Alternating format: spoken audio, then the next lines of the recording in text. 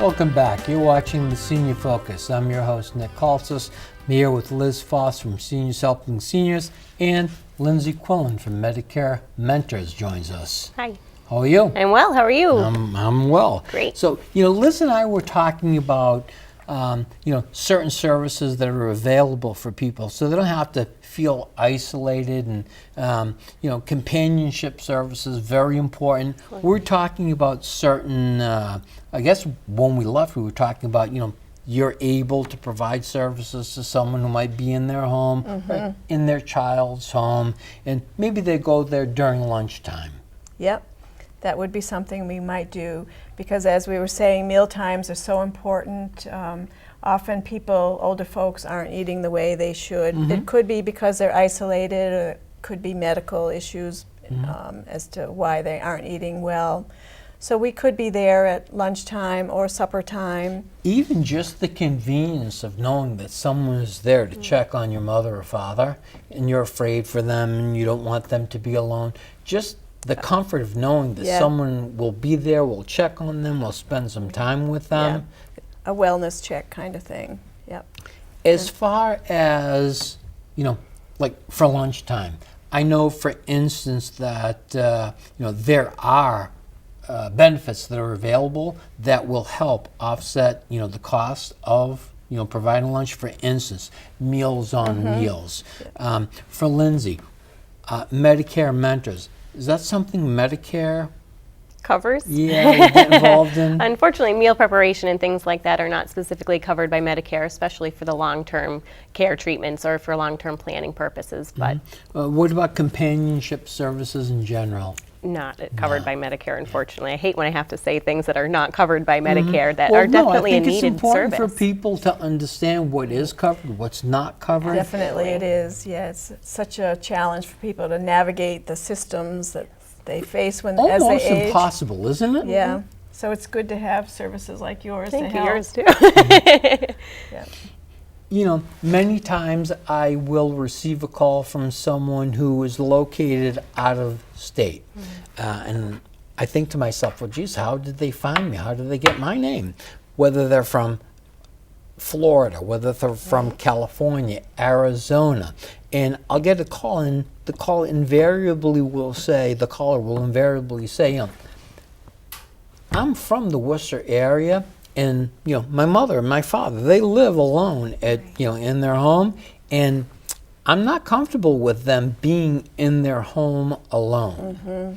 And I said, they can probably give Seniors Helping Seniors a call and arrange some kind of schedule so that they're put at ease when their parents will say most at risk. There's someone there with them. Yep. Yes, we do have some clients whose caregivers are far away, and we go on various schedules, and we definitely check in with family members and communicate with them, and it is a great benefit and gives them a sense of relief to know someone's checking on their folks. One of the things I oftentimes say is a person really needs to plan ahead, particularly if they intend to maintain their quality of life, try to maintain that independence that they have and the integrity of their lives. You can't wait till the last moment. Now, I suppose that's more on the Medicaid side than on the Medicare side, but you look at me funny.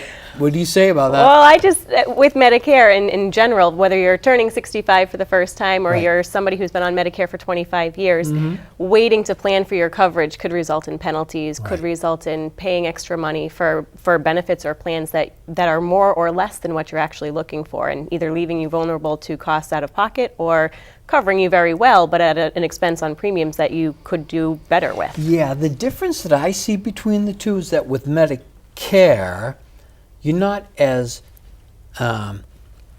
limited in, when you're eligible for Medicare. If you opt not to take Medicare and you don't have coverage that is essentially the same as or better, creditable coverage, that penalty pretty much follows you the rest of your days.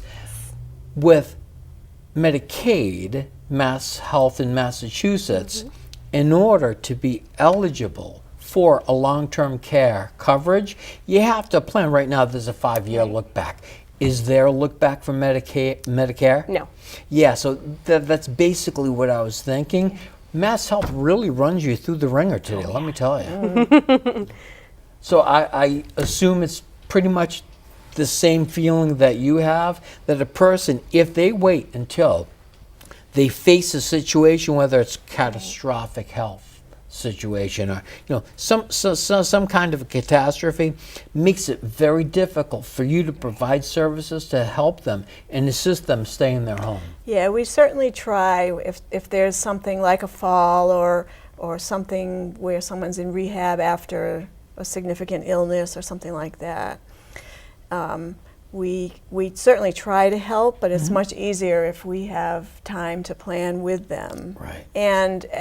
And we might start on a small scale, say, as someone where it's clear that somebody needs a little help. So we might go once a week, and then as time goes on, we might go more often, so that if there were a decline in health, we're already known to them and we know them.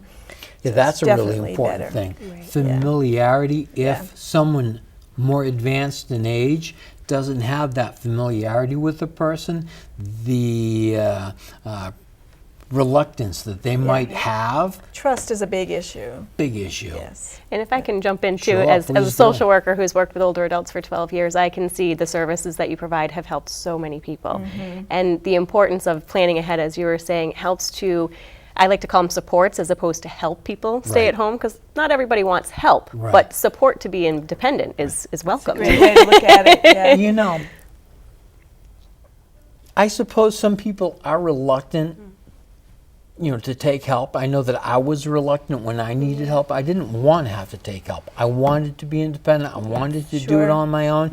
Eventually, I got to the point where I couldn't do things on my own. And, maybe it was a difficult process, but eventually, yeah, I was happy to accept assistance from people who were willing to. And I can tell anyone who's listening out there, there's nothing wrong with taking help. If you need help, don't wait until you're in a position where not only, you make it next to impossible for yourself to be able to maintain that quality of life and independence, but for the people who, will provide care to you, your loved ones, your family, you don't have to put them through the ringer as far as, you don't accept help until the very last moment when you absolutely have to accept it.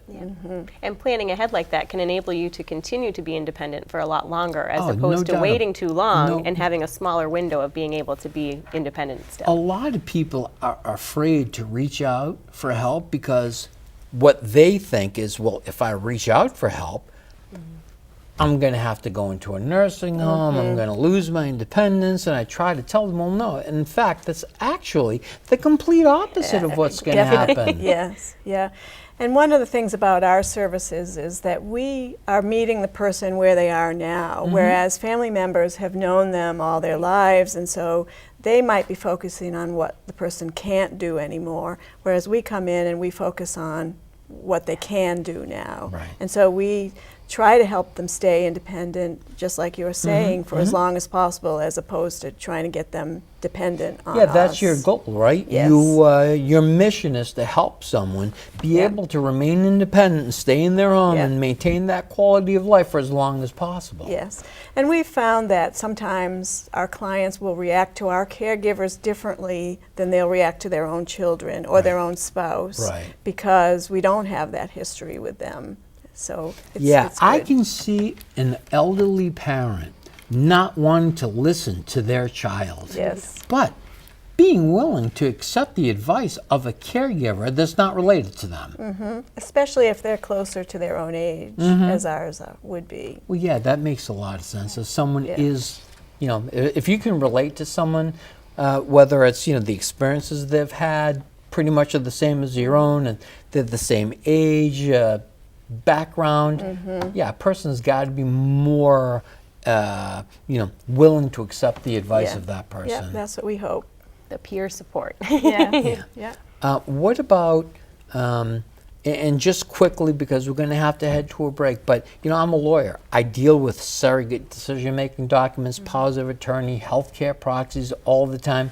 Do you also, in your dealings, deal with someone who has that capacity to help provide assistance to an adult who might need help? Yeah, sometimes we do. We certainly don't provide those services ourselves, but we make ourselves aware of what has been set up in a situation. Like someone can call you and say, hey, I'm my dad's power of attorney and I want to arrange services Yes. for you to go in because he can't be left alone any longer. Right. Yep, that could happen.